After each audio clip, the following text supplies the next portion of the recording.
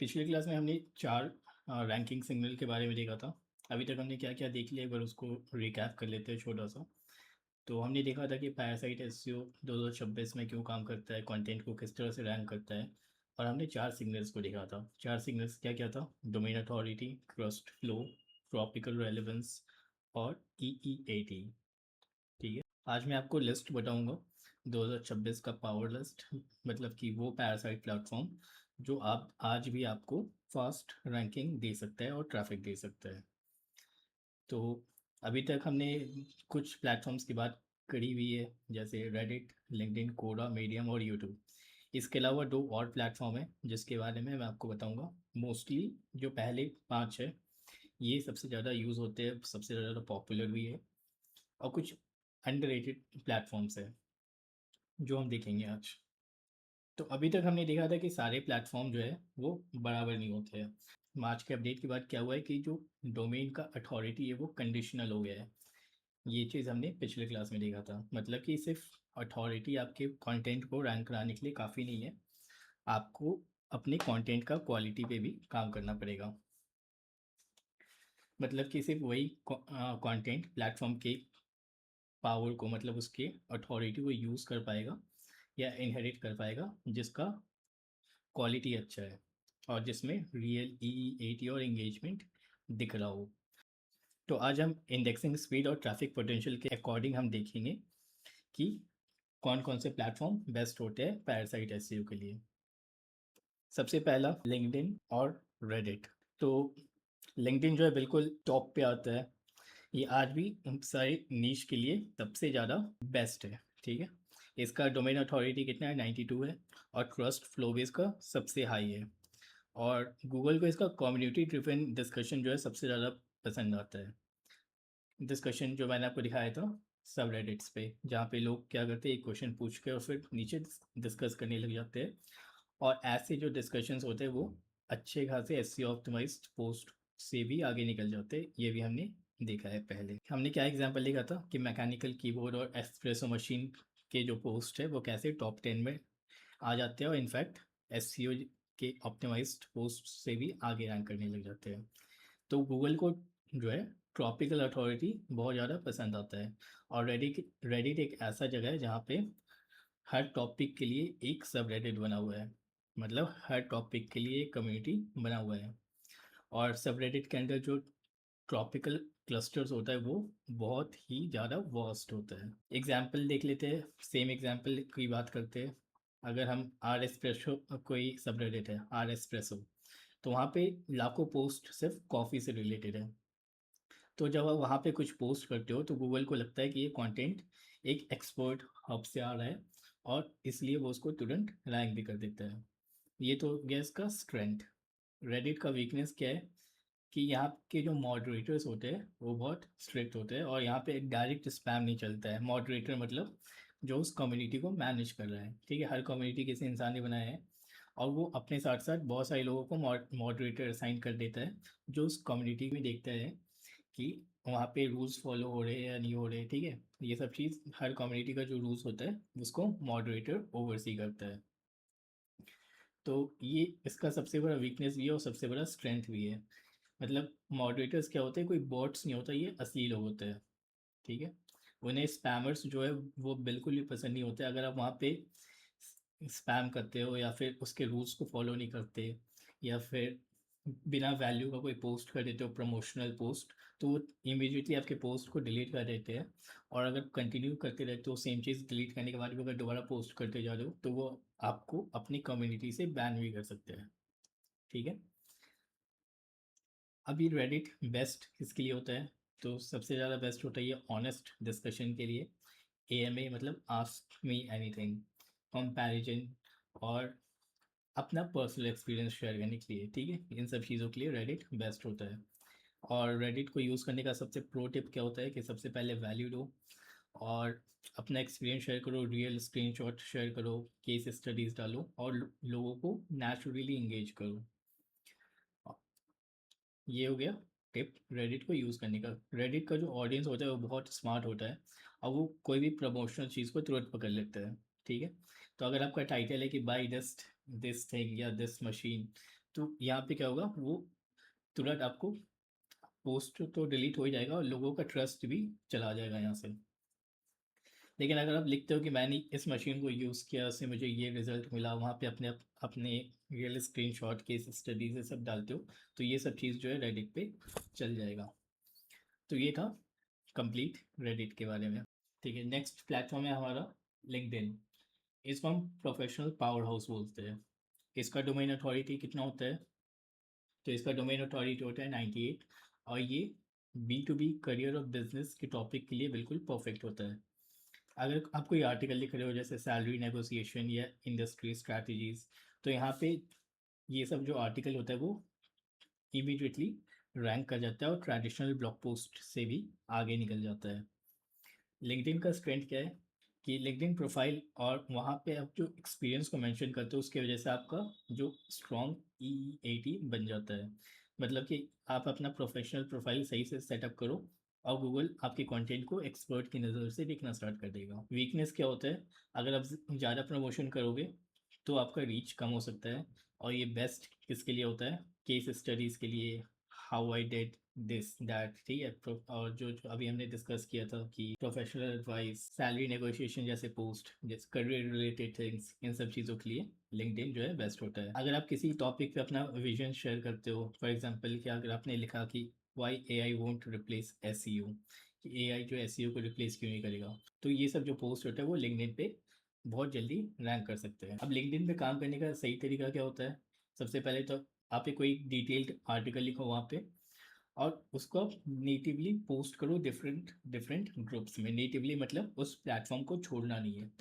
कोई भी प्लेटफॉर्म नहीं चाहता कि लोग जो है उसके प्लेटफॉर्म से बाहर चले जाए, इसलिए आपको जो भी लिंक लगाना है अपने आर्टिकल में वो लिंक्डइन का ही लगाओगे। ठीक है, तो डिटेल्ड आर्टिकल कैसे लिखते हैं, चलो मैं आपको दिखाता हूँ।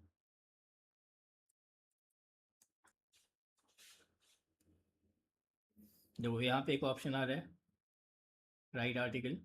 अब यहाँ से आप एक डिटेल्ड आर्टिकल लिख सकते हो। ठीक है, यहाँ पे आप पोस्ट बना सकते हो, वीडियोस डाल सकते हो, फोटोज डाल सकते हो, यहाँ पे आर्टिकल लिख सकते हो। ये जो पोस्ट होता है इसका एक वर्ड लिमिट होता है, लेकिन आर्टिकल का कोई वर्ड लिमिट नहीं होता है। ठीक है, तो स्टेप वन क्या है? एक डिटेल्ड आर्टिकल लिखो। सपोज करो कि आपने 1500 वर्ड्स का एक आर्टिकल लिखा और टॉपिक है best digital marketing tools in 2026। अब इस आर्टिकल को आप नेटिवली पोस्ट करो, मतलब कि प्लेटफॉर्म पे बने रहो। यहाँ पे करना क्या है कि आपको किसी भी दूसरे वेबसाइट का लिंक शेयर नहीं करना है, बल्कि पूरा कंटेंट लिंक्डइन के अंदर ही रखना है। ठीक है, क्योंकि लिंक्डइन चाहता है कि लोग जो है उसके प्लेटफॉर्म को छोड़े नहीं। नेक्स्ट आपको क्या करना है कि ये जो आपने आर्टिकल लिखा उसको रिलेवेंट ग्रुप्स में शेयर करना है। रेलेवेंट ग्रुप्स में, जैसे कि मान लो अगर आपने पोस्ट लिखा है best digital marketing tools in 2026, तो रेलेवेंट ग्रुप्स क्या क्या हो सकते हैं ये आप सर्च भी कर सकते हो। तो जैसे सपोज करो कि कोई ग्रुप है स्टार्टअप से रिलेटेड या डिजिटल मार्केटिंग से रिलेटेड, तो वहाँ पे आप अपने इस कंटेंट को शेयर कर दो। तो इससे क्या होगा कि ग्रुप में तो ऑलरेडी बहुत सारे लोग पहले से होते हैं। ठीक है, ग्रुप्स का जो नंबर्स होता है लोगों का वो बहुत ज़्यादा होता है, तो इमीडिएटली आपकी पोस्ट में बहुत सारे लाइक्स और कमेंट्स आने लगेंगे, और गूगल जो है इसको एक इंगेजमेंट सिग्नल की तरह दिखेगा। ठीक है, और उसी गूगल को क्या लगेगा कि ये बहुत यूज़फुल पोस्ट है, और वो आपके आर्टिकल को इमीडिएटली इंडेक्स कर देगा, और हो सकता है कि आपका आर्टिकल रैंक भी करने लग जाए। तो ये होता है लिंक्डइन पे काम करने का तरीका। नेक्स्ट हम आते हैं कोड़ा और मीडियम पे। कोड़ा क्या है? लॉन्ग टेल और Q&A मशीन। ठीक है, इसका DA होता है 93। तो कोड़ा जो है क्वेश्चन आंसर स्टाइल सर्च के लिए बिल्कुल बेस्ट रैंक करता है, और ये आपकी ऑथर की अथॉरिटी को भी बिल्ड करने में हेल्प करता है। कैसे करता है? जब आप कोरा पे कुछ जब कोरा पे लोग आपके आंसर को अपलोड करते हैं या आपके प्रोफाइल पे मंथली व्यू बढ़ता रहता है, तो गूगल जो है इसको एक बड़ा ट्रस्ट सिग्नल की तरह देखता है। अब देखो ये हम कहाँ पे चेक करते हैं, जैसे कोरा पे अगर आप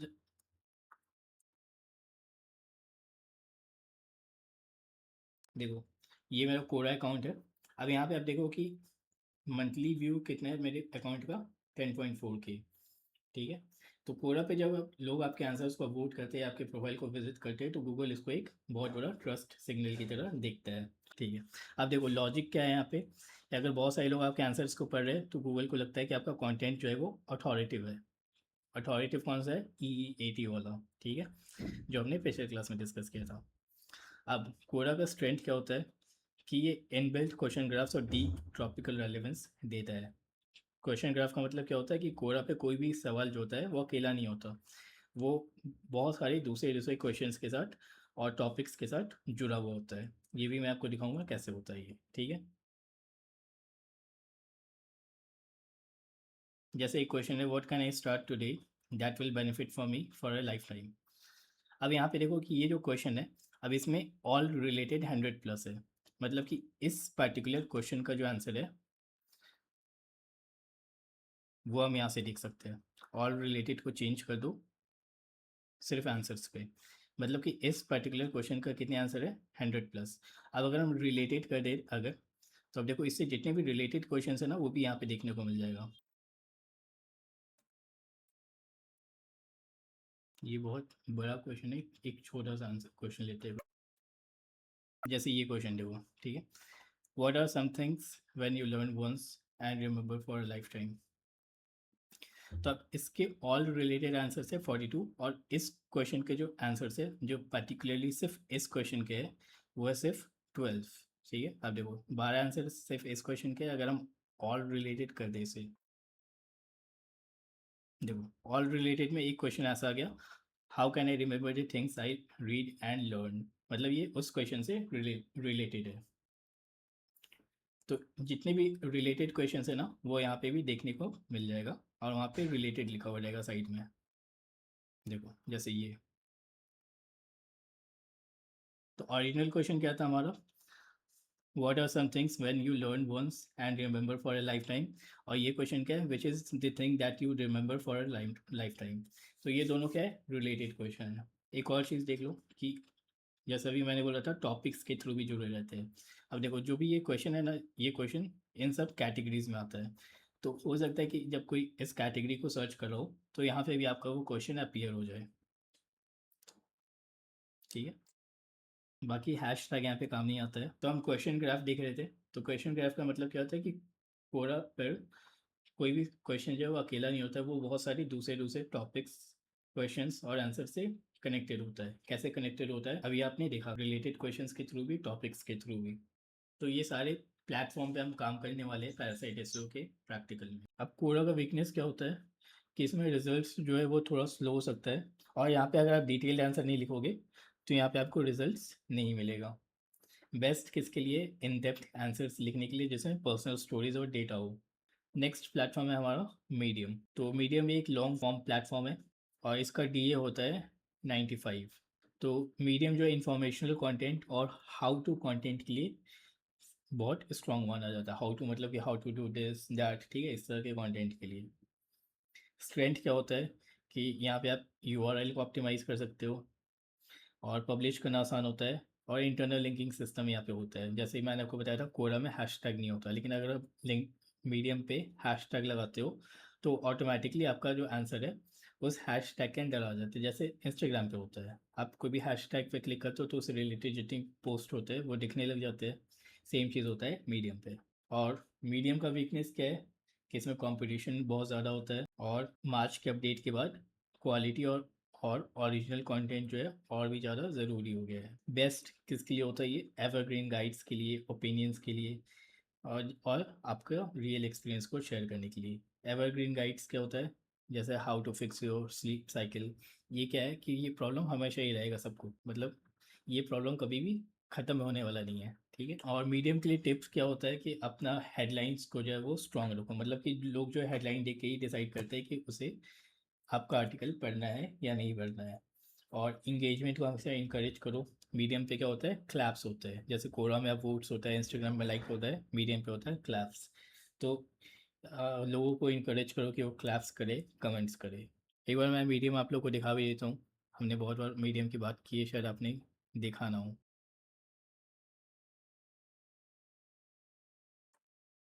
तो देखो ये होता है हेडलाइन।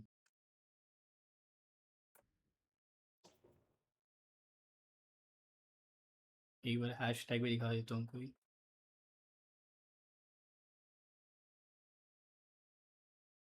जैसे ये यहाँ पे हैशटैग, अब मैं किसी भी हैशटैग पे क्लिक कर लेता हूँ, तो जितने भी पब्लिकेशंस है यहाँ पे, आर्टिकल्स है जिन्होंने इस मनी को एज अ हैशटैग यूज़ किया है, उसका सारा कंटेंट यहाँ पे देखने को मिल जाएगा।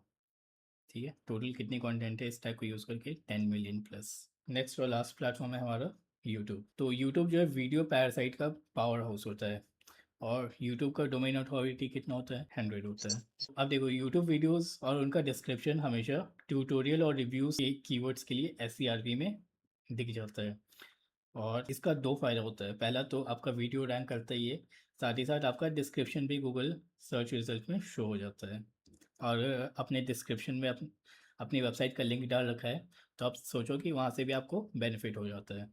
स्ट्रेंथ क्या है यूट्यूब का, कि गूगल का अपना प्लेटफॉर्म है, तो इंडेक्सिंग यहाँ पे बहुत ही फास्ट होता है। वीकनेस क्या होता है यूट्यूब का, कि यहाँ पे वीडियो प्रोडक्शन का ज़रूरत पड़ता है, पर सिंपल स्क्रीन रिकॉर्डिंग से भी काम हो जाता है, जैसे कि मैं करता हूँ।